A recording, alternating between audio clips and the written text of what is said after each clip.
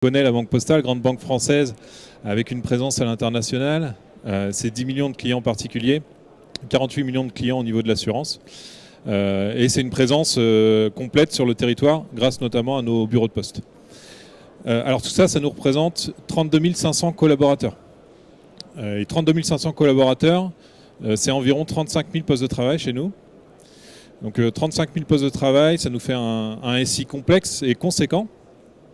Mais un SI qui marche plutôt bien chez nous, qui fonctionne bien. Mais on n'est pas à l'abri en fait d'avoir des incidents récurrents et aléatoires sur le terrain qu'on a du mal à capter, et ce qu'on appelle chez nous des irritants. Alors comment ça se passe concrètement sur le terrain ? Je vous présente Madame Dupont, conseiller bancaire en bureau de poste, qui passe 90% de son temps en clientèle. Et donc elle enchaîne les rendez-vous, et parfois dans son activité au quotidien, elle est perturbée par une page blanche, une erreur, que sais-je, une lenteur importante, ce qui fait que son travail est perturbé. Et donc évidemment, pendant son entretien, elle ne peut pas se permettre d'appeler le support pour nous remonter son cas. C'est compliqué. Donc qu'est-ce qui se passe dans le meilleur des cas ? Dans le meilleur des cas, elle va essayer de nous contacter entre deux entretiens ou pourquoi pas en fin de journée. Dans beaucoup de cas, on ne nous contacte pas du tout finalement et ces problèmes ils ne sont pas captés par les services de support. Et alors si on a la chance de l'avoir en fin de journée, le support, qu'est-ce qu'il va faire ? Il va essayer de comprendre ce qui s'est passé sur son poste. On va essayer de se rappeler un peu avec l'utilisatrice ce qui s'est passé et c'est pas toujours évident, pas toujours très frais dans la tête de nos utilisateurs, ce qui est normal parce que c'est pas leur métier. Et donc on va être sur du ressenti utilisateur, on va essayer de reproduire en prenant la main à distance. C'est pas simple, on n'y arrive pas toujours et bien souvent ça se termine comme ça. Alors c'est pourquoi moi je suis à l'équipe environnement de travail, donc Workplace. On a été missionné pour résoudre ces incidents sur le terrain, ces irritants qui se créent avec ces incidents sur le terrain. Donc, on est là pour vraiment améliorer l'expérience de nos utilisateurs. Et donc on a été missionné par les équipes qualité de service et expérience utilisateur. Alors comment on s'y est pris ? En 2019, quand je suis arrivé à la Banque Postale, j'avais mon responsable Guillaume Bureau qui est ici dans la salle avec nous. Je me souviens très bien, il me disait toujours Jean-Charles, ce serait bien qu'on ait un bouton pour nos utilisateurs qui puissent nous dire au moment de l'incident, c'était vraiment ces mots, un bouton qu'ils appuient dessus et qu'on sache au support qu'il y a eu un problème à un instant T, qu'on ait au moins un eurodatage, qu'on sache quelle application a été concernée et qu'on puisse capitaliser par la suite sur ces incidents. Donc on s'est attelé à la tâche et on a fait, avec quelques scripts et des tâches planifiées, quelque chose qui ressemblait un peu à un bouton. Voilà, c'était pas du tout industriel, mais on était à peu près satisfait. C'était une première version, on va dire, de ce qu'on avait envie de faire. Et donc à ce moment-là, donc c'est hasard du calendrier hein, ou timing parfait. À ce même salon, on rencontre la société Poesy Software, donc qui développe l'outil EasyOptima. Alors tout de suite ça fait écho parce que vous pouvez voir le bouton, justement le bouton signalé sur le poste utilisateur qui est toujours au premier plan de l'écran et qui va permettre à notre utilisateur de nous signaler son incident. Alors comment ça se passe pour notre utilisateur ? Donc sur la partie gauche de l'écran, vous avez le menu contextuel qui s'affiche une fois qu'elle a cliqué sur le bouton. Donc elle va pouvoir nous renseigner l'application sur laquelle elle se trouvait. Et puis également peut-être les symptômes qu'elle rencontre. Est-ce que c'est de la lenteur ? Est-ce que c'est de la page blanche ? Est-ce que c'est je ne sais quoi d'autre ? Et ensuite on va avoir une série de questions qui sont complètement personnalisables qu'on va poser à notre utilisateur. Donc en quelques clics en fait et discrètement, l'utilisateur va pouvoir, Madame Dupont va pouvoir nous envoyer son incident et continuer son activité de travail normalement. Donc c'est terminé pour Madame Dupont. Côté support, comment fonctionne l'outil ? Donc la meilleure image que je peux donner en général, c'est la boîte noire dans un avion. C'est-à-dire que l'outil enregistre en permanence l'activité de ce qui se passe sur le poste. Il garde environ 20-30 minutes de l'activité. Donc on parle de mesures techniques du poste de travail, on parle de log et on parle également et vous le voyez au milieu, on a la dernière capture d'écran, on parle de capture d'écran.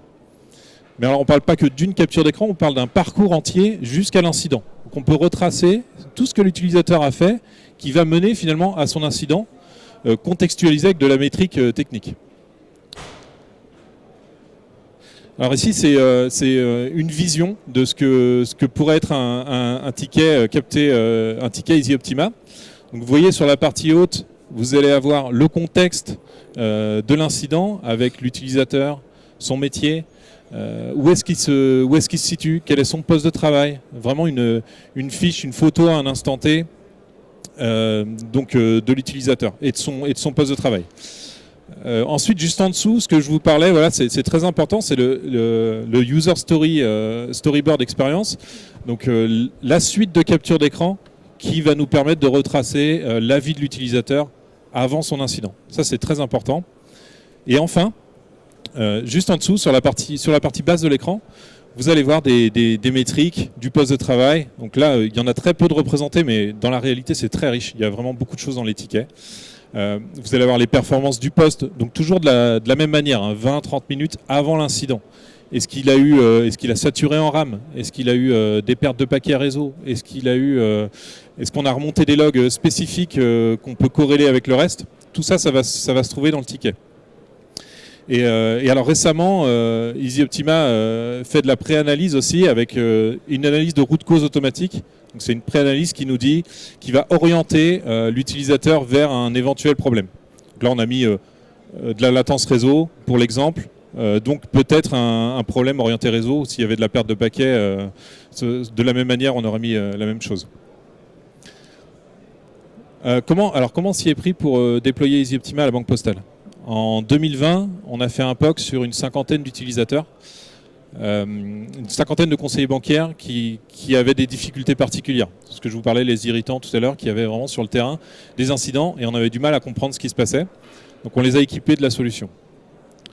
En 2021, on était déjà convaincus par la solution et on a décidé de le déployer sur tous nos postes de travail, vraiment à grande échelle sur nos environnements Citrix et nos environnements laptop et desktop, afin qu'il soit installé et disponible à notre main pour l'activer.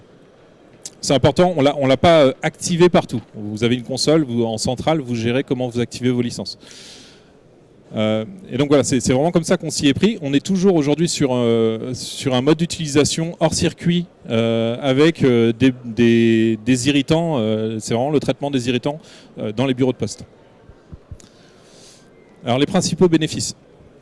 Donc ils sont nombreux, je ne vais pas tous vous les citer aujourd'hui, mais alors il y a ce qui paraît le plus évident, c'est pour nous, support, c'est de capter ces incidents qu'on n'avait pas auparavant. On savait juste que ça se passait mal dans certains endroits, mais on ne savait pas pourquoi. Aujourd'hui, on peut capter ces incidents et capitaliser dessus, c'est très important. Et ça nous permet de remplacer des postes obsolescents rapidement, d'upgrader des liaisons réseau, de détecter des erreurs web qu'on n'aurait pas autrement parce qu'ils sont sur le poste de travail utilisateur. Et là où on attendait un peu moins l'outil, c'est sur la partie, je dirais, parcours utilisateur, identification c'est plutôt pour les métiers. Grâce à l'enchaînement des captures d'écran, on a pu comprendre que certains de nos utilisateurs avaient des parcours inattendus. On n'avait pas designé les portails pour ça. Ça nous résultait des erreurs fonctionnelles dont on n'était pas au courant. Donc ça nous permet en fait de faire soit de la conduite de changement auprès de nos utilisateurs, soit de changer l'IHM en fonction des usages métiers. Et donc dans la même veine, on a tout ce qui est UAT et phase pilote, où on aime bien équiper l'outil, parce qu'on s'est aperçu que c'était un outil très puissant dans ce cadre-là, de rapidement faire remonter par nos testeurs les dysfonctionnements, qu'ils soient graphiques, les dysfonctionnements, des erreurs tout simplement, grâce à ce bouton, et très rapidement on peut avoir nos incidents de remonter dans le système. L'évolution du projet, donc on aimerait maintenant élargir le périmètre, donc pas seulement à la Banque Postale, mais à nos filiales, et également au sein du groupe La Poste, plus globalement. Et enfin, on aimerait continuer à tester les autres fonctionnalités, parce que l'outil, je vous ai présenté le signalement, mais finalement il n'y a pas que ça, il y a beaucoup d'autres fonctionnalités qui sont intégrées. Et alors pour ça, je vais laisser la main à Caroline Pham, la responsable des grands comptes chez Easy Optima. Et voilà, je vous remercie pour votre attention. Je vous souhaite une bonne journée.